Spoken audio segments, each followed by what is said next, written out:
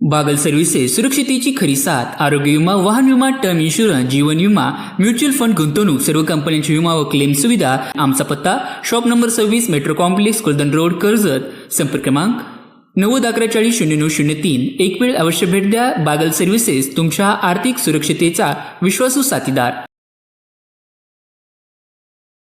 3 जानेवारी रोजी सायंकाळी चापडगाव ते लोणी मसदपूर रस्त्यावर एका तरुणावर कोयता, लोखंडी हातोडा आणि ज्वलनशील पदार्थाचा वापर करून जीवघेणा हल्ला करण्यात आला आहे।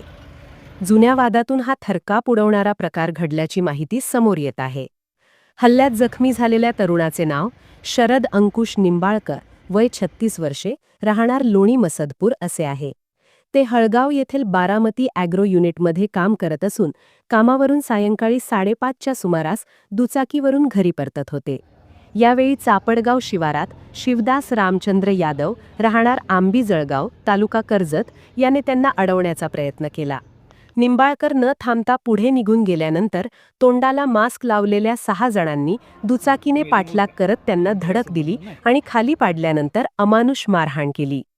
मुख्य आरोपी शिवदास यादव याने कोयत्याने डोक्यावर वार करण्याचा प्रयत्न केला, मात्र तो हातावर बसल्याने निंबाळकर गंभीर जखमी झाले। इतर आरोपींनी लाथाबुक्क्यांनी मारहाण करत हातोड्याने प्रहार केला, तसेच त्यांच्या अंगावर चिकट ज्वलनशील पदार्थ टाकून पेटवण्याचा प्रयत्न करण्यात आला। इतकेच नाही तर तोंडावर स्प्रे मारल्याने फिर्यादी बेशुद्ध पडले। या हल्ल्यामागे सुमारे 1.5 वर्षांपूर्वी कॅनॉल रस्त्यावरून जाण्यावरून झालेला जुना वाद कारणीभूत असल्याचे फिर्यादीत नमूद करण्यात आले आहे। जखमी शरद निंबाळकर यांना प्रथम खडगाव येथील समर्थ हॉस्पिटलमध्ये आणि त्यानंतर पुढील उपचारासाठी अहिल्यानगर जिल्हा रुग्णालयात दाखल करण्यात आले आहे। या प्रकरणी निंबाळकर यांनी दिलेल्या फिर्यादीवरून शिवदास यादव आणि अन्य 5 अनोळखी आरोपींविरुद्ध गुन्हा दाखल करण्यात आला असून भारतीय न्याय संहिता आणि शस्त्र अधिनियमातील विविध कलमान्वये गुन्हा नोंदवण्यात आला आहे।